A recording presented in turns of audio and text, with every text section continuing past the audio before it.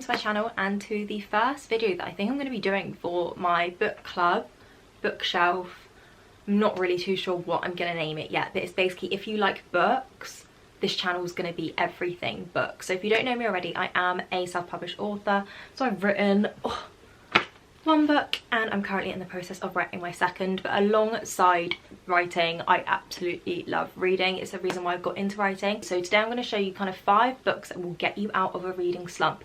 Don't know if anyone else gets this, but I sometimes will literally have times where I can't finish a book. Doesn't matter if it's 300 pages, doesn't matter if it's 500 pages, I just can't seem to get into it. But these 5 books are all books I've literally read, honestly, in a day. Some of them are like 800 pages long. I've read them in a day or two because you literally don't want to put them down. So if you're in a bit of a reading slump and you want to get back into reading, or if you've never even started reading before and you want to kind of start the journey, I would recommend these next 5 books. Also, PSA, I do have my iPad to show some books. Some I have physical copies of, some are on my Kindle. Have I charged my Kindle for the video? No, so it's going to be some on an iPad, so just don't judge. Okay, so the first book, if you haven't started reading before, or if you're in a reading slump, you're probably going to look at this and be like, oh, why are you recommending me like a Bible-sized book? But honestly, there is not enough pages written to this book and the next book that I'm going to show you as well, which is the second one to this book.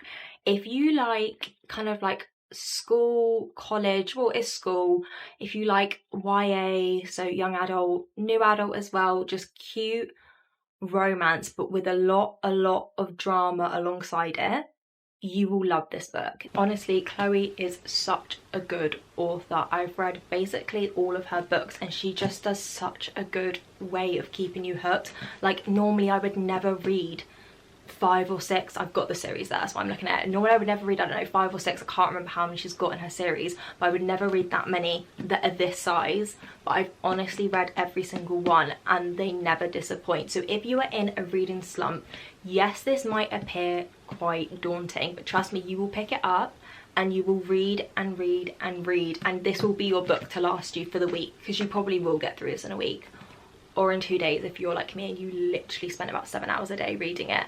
But it is so good. There's so much drama involved. So it's based on a girl called Shannon and she's 15 in the book, and it's based as well in 2005 Ireland, which is such like a nice aesthetic. If you're from the UK, if you're from Ireland, like you can kind of picture it.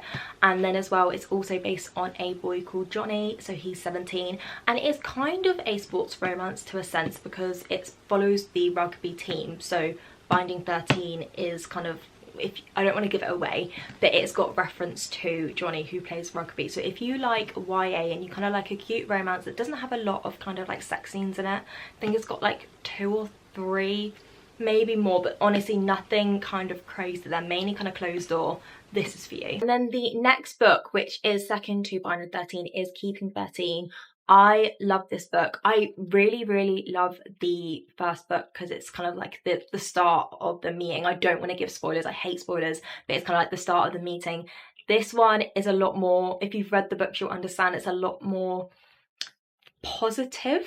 I really don't want to give a spoiler, but it's a lot more positive towards the end, but it's quite a dramatic book. But yeah, I don't want to give a spoiler or anything, but it does follow Shannon, and Shannon is from an abusive household and she's got a lot of siblings and they kind of grow up in poverty. So there's a lot of drama around the book, but I think that is really what keeps you engaged. One minute you will be laughing your head off because the side characters like Gibbsy is so funny, and then the next you will be crying. So if you want kind of like 2 books are really gonna keep you hooked, and if you like YA and if you like kind of like a cutesy romance but with also a side of drama, I would definitely recommend these first 2 books. Don't be put off by their size, because I remember when I was kind of first starting out on Book Talk, I would see people recommend it and I would think, God, there's no way I'm reading a book that size. But honestly, every single person that reads it say they wish that there was honestly like another 1,000 pages of each of them.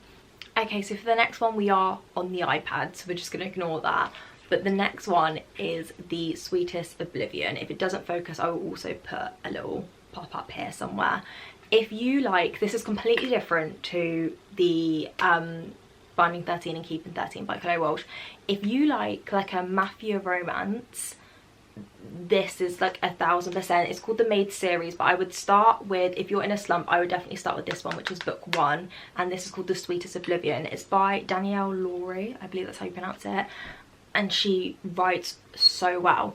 So she's the type of author where you literally read the first page, you're instantly hooked into the book. You know how some people spend ages and ages and ages kind of like given the setting, given the backstory? She will just delve straight into it. So just for context, it follows the outfit, which is like the Italian mafia, and it follows a girl called Elena and then also a not boy, called Nico, and it is just such a good mafia romance. It's one where it's kind of realistic as well. I don't know if you've read mafia romances, but some of them, like, you just can't get engaged in it because there's so much action, there's so much kind of like fighting, killing, because obviously it's the mafia. This is actually focused on like their relationship, and the side characters around it are so good. So if you are a kind of like a mafia romance girl, or if you're just a romance girl that likes a bit more spice, there's a lot more in this one. I would definitely recommend. I literally finished this in a day, so I would definitely recommend. It's probably one of my favorite series as a whole, the Maid series, but the Sweetest Oblivion I absolutely love. And yeah, it's one of the things that just got me back into reading. I think it was one of the first kind of books that I read that wasn't like your typical like cutesy YA new adult, which I love, but like this was like my first book that I read from a mafia romance. So if you're thinking about getting into mafia romance, you don't actually know if it's for you, I would definitely recommend going with Danielle Laurie books. I don't want to give it away, but just think enemies to lovers, arranged marriage, forced proximity, that kind of vibe. If you like those tropes, you will like this book. And then we're back on the iPad again, this one as well. But the next one is Say You Swear. If it wants to focus, I will also again do another pop-up here, by Meagan Brady. This is very kind of similar vibe to the Chloe Walsh show, The Binding and Keeping 13, but they're slightly older, the characters, so it's kind of like a college romance rather than a school romance. Super good. I think this one was, yeah, it says here, it was literally one of the ones that kind of like blew up on TikTok. One of them reads where it's so easy. It's not like an intricate storyline to start with. It just delves straight into it. Think kind of like summer, college, staying in dorms, like they're having their freedom that they've like never experienced before. And also think as well, love triangle. I don't want to give away the plot line, but it does follow Ari, Noah, and then there is also another person in there that you might think she'll end up with. She might not end up with. I don't want to spoil it, but there is kind of like a triangle in there. There's so much drama around it. So to start with, it's really like cutesy, and it just follows her in college, and it's a really easy read. But then towards the middle to the end, there is a lot of drama as well, which if you're in a reading slump, drama is like the best thing because it keeps you interested. Sometimes when you're reading a book, it's so nice when they're like together, but after a while you get a bit bored. So this definitely doesn't do that. It will keep you hooked.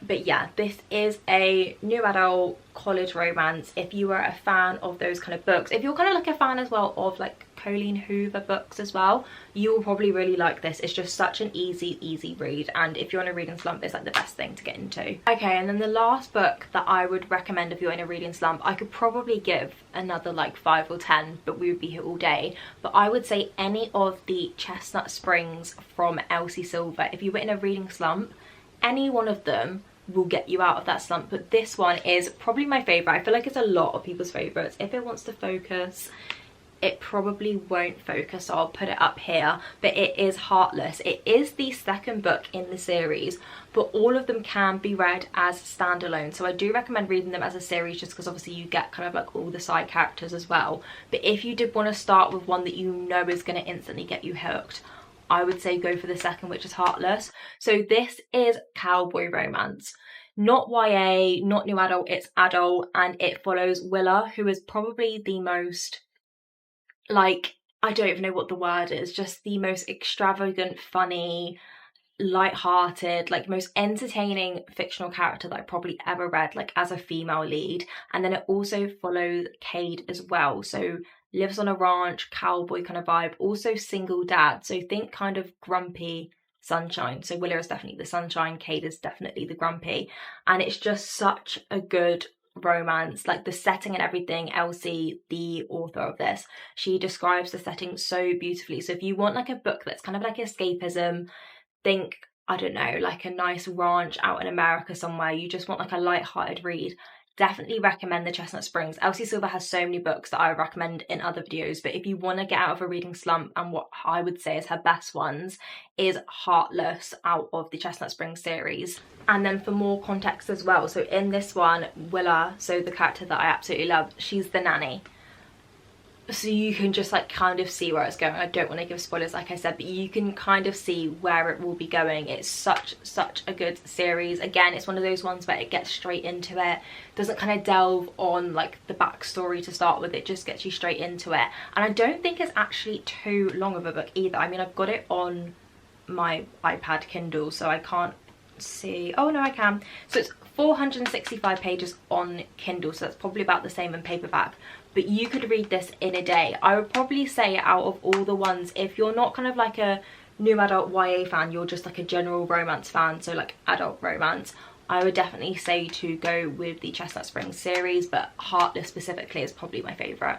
And then lastly, I haven't included it in the top 5 because that is extremely narcissistic seeing as I wrote it, but my book Untether Me, if you are in a reading slump, I'm not saying this because of myself, I'm just saying it based on what my readers have said to me, girls I've sent the book to.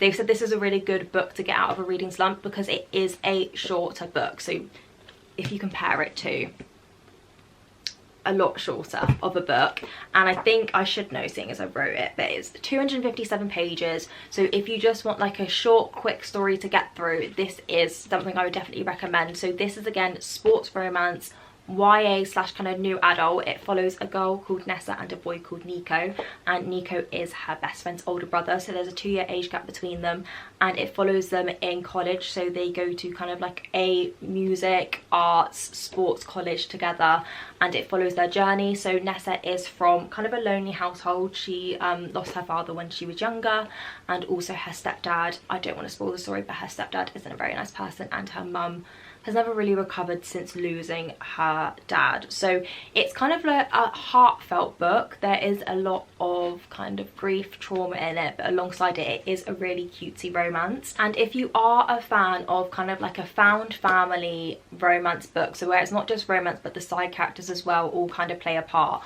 I would definitely recommend Untether Me. So I've written, well, in the process of writing book 2, I'm hoping to get that out by Christmas, and then there will also be a 3rd book which will then follow the kind of next characters in the series. But yeah, if you like best friend's older brother, kind of enemies to lovers then friends to lovers, and then also found family, trauma, healing, if you like that kind of vibe, so think holidays, think England, coastal town, that is what my book is set as. So I know technically that is 6 books, but the other 5 books are honestly what got me out of a reading slump and what really got me into reading. Some of them as well are books that really got me into writing as well. So that is all of the books, well, the 5 books that I would recommend if you're in a reading slump, or if you even just want to get into reading. I would definitely recommend all of those 5 books. But that is it for today's video. I will be doing a kind of like a weekly video based around books in general, so I kind of want to create like a book club. I love watching these videos. You can also follow me on TikTok as well, so my handle is Ebony's Bookshelves, and I do kind of shorter videos, so book reviews, book hauls, same as what I'll be doing on this channel, but just kind of like shorter clips. But yeah, I want to kind of create like a community. So if you want to comment down below what your kind of favorite books are, what got you out of a reading slump. I love buying books. I literally have a whole thing of books coming on Thursday that I'll probably do a haul with, to be honest with you. So yeah, I want to kind of create a place where girls can kind of talk about books, give recommendations, and if you could subscribe as well, I would really appreciate it. But thank you for watching, and I'll see you next week as well for another video.